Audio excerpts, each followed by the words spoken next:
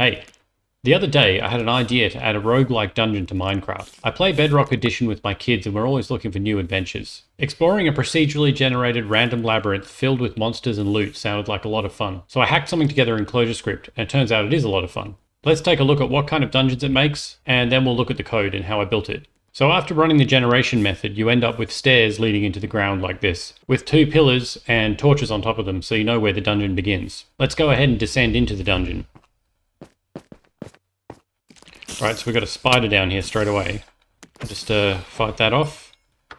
And so the way this works is you have these stairs leading downwards, and then it's constructed this roguelike dungeon underneath the ground. And as you could see before, it's filled with monsters, and also these chests full of loot. So let's take a look in the chest. And we've got some armor. We can grab that. We've got a nice bow and arrow. Now this is all, of course, all randomly generated, so it's different every time. And you don't know what you're going to get in a chest.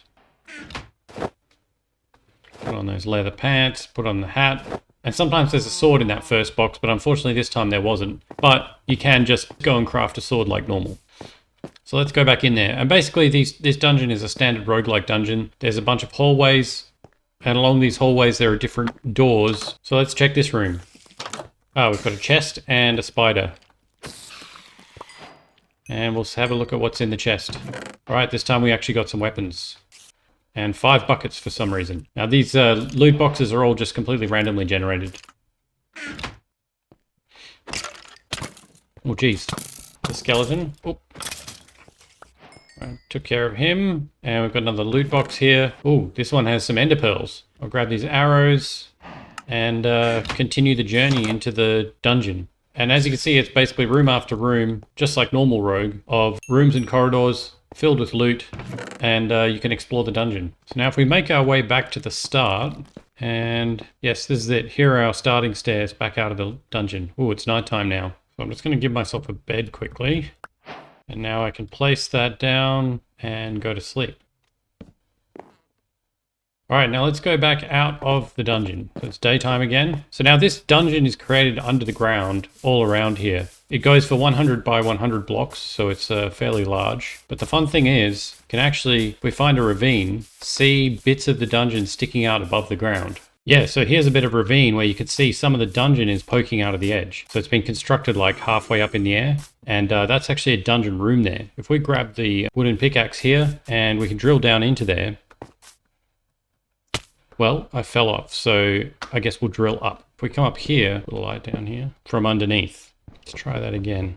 Okay, climb our way up here, and we find ourselves in a hallway somewhere in the middle of this dungeon. So the structure it's built is sprinkled throughout the world. And what I'll actually do is I'll go out again, and I'll show you creating one from scratch. We'll climb out of here. I'm going to run over to those hills in the distance so I can show you this. So I'm going to climb up here. So I've climbed up on top of this hill and I'm going to spawn the dungeon right on top of the hill here. So the way this works is I have a WebSocket server running in the background, which I'll show you in a sec. I can just type labyrinth and press go, and then you'll see that it's building these chunks. And you can actually see it constructing the dungeon under the ground from where you are. And it's constructing it all around, piece by piece, brick by brick. So normally if you started this on a plane like I did before, this would all be underground. But here it's like constructed it out in space because I started it on top of a hill. And you can see it's the chunk number is every 50 blocks it builds, that number goes down. You can see it filling in more and more of the bricks. You can actually run out on top of the surface of this. We can see down through it. But eventually it'll all be locked in as every brick is added. So it's creating this gigantic 100 by 100 structure full of rooms and dungeons and corridors. And once it's done, we'll see the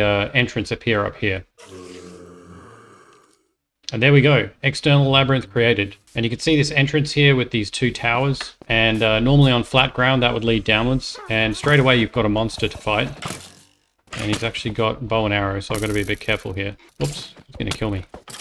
Nope, got him. And immediately when you go into the labyrinth the first time, it has this first chest, which is full of useful stuff to get started. So yeah, you can see here it's got some armor, some food, and bow and arrow, and a sword. So if I didn't have any equipment already, that would help me out. Yeah, and so this is the labyrinth it's created. So I wanted to build this fairly quickly, prototyping and iterating on it. And I also wanted to use ClojureScript. So previously I did a video on the ClojureScript WebSocket technique, where you can get the client to connect to a WebSocket and then send commands back to the client to make things happen in the world. And that's the basis of how this works. So I made this little utility called MineREPL. And what minerepl does is we'll run a ClojureScript script and it'll hot reload the script every time it's changed. So we've got this script here, labyrinth, and we can run npx minerepl labyrinth. And at first this script was just totally empty and I built it up bit by bit iteratively.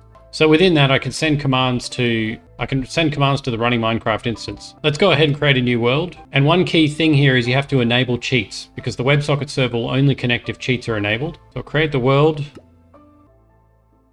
And once we're in there, we can connect back to the WebSocket server. So we just type, I'm just going to copy this here, copy the address, then we can type /connect and then paste that value.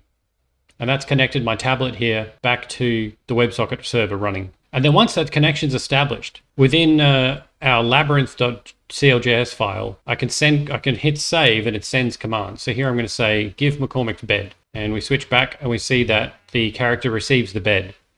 And so to build this roguelike labyrinth demo, I basically built it up iteratively. You can also have these handlers for listening to events from the game. And so what I have here is a onMessage handler, which just listens out for the word labyrinth. And then it says generating labyrinth, looks at where the player is, gets their position, and then it starts generating the dungeon. Now this generate dungeon command is actually full of these blocks like this, map v set block. So all it's returning is a bunch of these set block commands with positions and the block picker function, which picks a block for a particular position. So the WebSocket server receives labyrinth, generates a dungeon, and then it has this section here where it partitions all of those dungeon commands into sets of 50 because you can only send sort of like 50 to 100 at a time over the WebSocket. And for each chunk, it just tells the user that it's building that particular chunk with a countdown so they know when it's done. And at the end, it says labyrinth created. So I'm going to go ahead and show you running that. So all I'll do is type labyrinth, and you'll notice in the background here, you can see it start sending out those commands. So it's sending a block placed, and it's telling the user